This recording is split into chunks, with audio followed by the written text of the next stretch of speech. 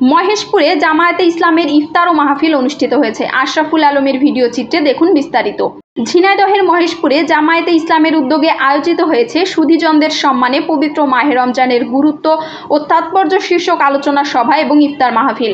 বুধবার 19 মার্চ বিকাল 3টার সময় উপজেলা আমির অধ্যাপক ফারুক আহমেদের সভাপতিত্বে ও উপজেলা সেক্রেটারি ইসমাইল হোসেন পলাশের উপস্থাপনায় এ মাহফিল অনুষ্ঠিত হয়।